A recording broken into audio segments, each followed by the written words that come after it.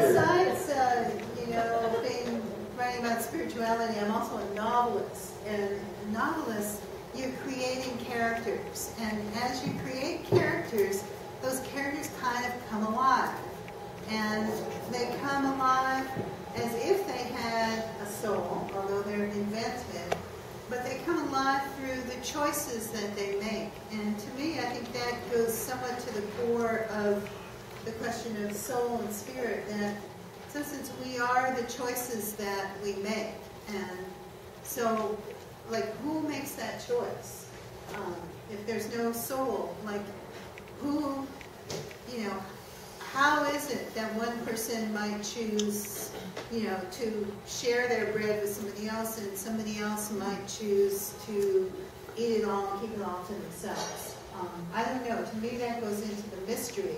Isn't that free will? Isn't that existential? Why does it have to be tied to something of a higher power or soul, for that matter? It's not necessarily a higher power, but it's who is it who's making it?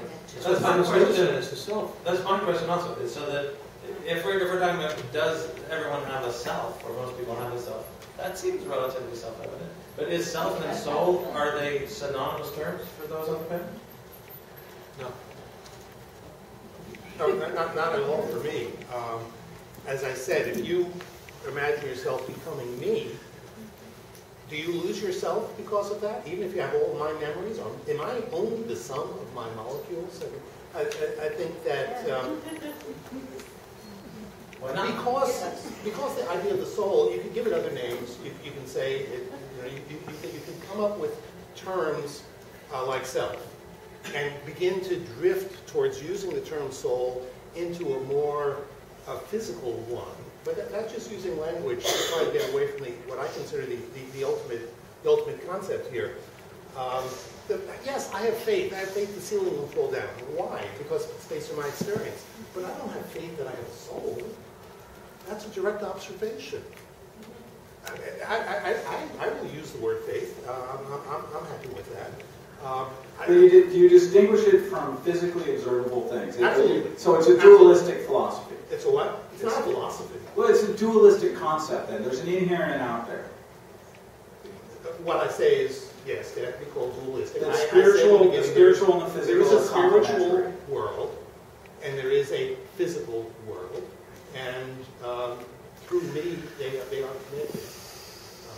If there's a spiritual world, my immediate question would ask, what exists in that spiritual world? And we can Our experience souls and God.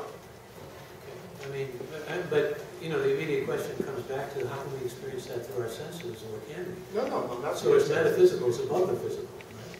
Not through your senses. It's something the senses are physical. Emotions. I like to draw a fine distinction, the absolute distinction between the emotional world and the spiritual world. To me, they're totally different. Can you explain that?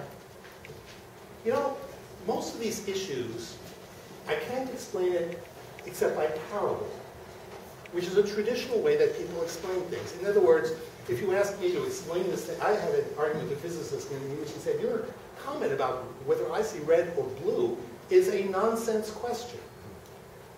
And well, I agree, to him it didn't seem to be that way. But I think in parable what you're trying to do is that I believe everybody here, at least when they were young, were aware of their own soul. And maybe they've been taught by scientists or by teachers that it doesn't exist. It's an illusion, it's emotion, it's psychology, it is something else. But how does that reduce the concept of the soul? What if it is simply a biochemical process? Why does that reduce it? Because then you're misunderstanding it. That's making it into, I think of everything as physics. It's making it into physics, and it's not. You're misunderstanding. You're being misled. It's like believing that God is going to come down and make your football team win. You're going off in the wrong tangent. You're missing out on the true spirituality and on the true God who made you something. So, Starhawk, you talked about initially about the interconnectedness of things. And so what we've heard a lot so far is a really dualistic, that there's a line, however fine, between the spiritual and the physical. I guess for me, that line isn't there. I mean, if what I perceive as myself, my soul, whatever, is a bunch of neurons, it's like, isn't it freaking amazing that a bunch of neurons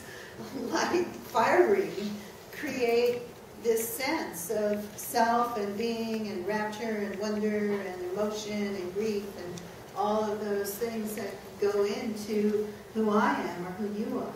Or,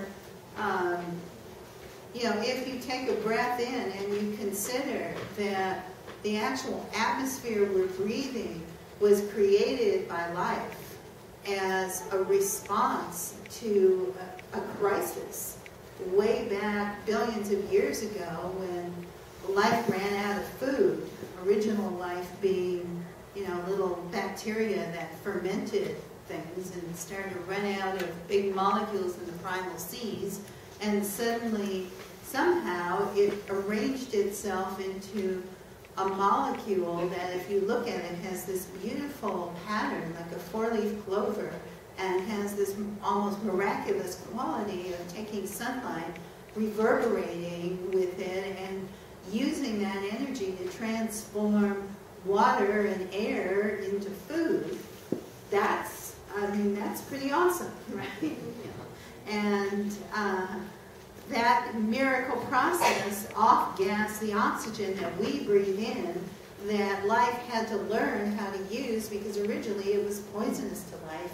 So every time you breathe in, if you consider that you are breathing in the entire process of the evolution of the universe and breathing in life's amazing creative responses to life-threatening crises, that's a pretty amazing meditation for me. I like to just breathe in with awe and wonder and gratitude and breathe out as a conscious gift back to that green world of some carbon dioxide and think about the balance.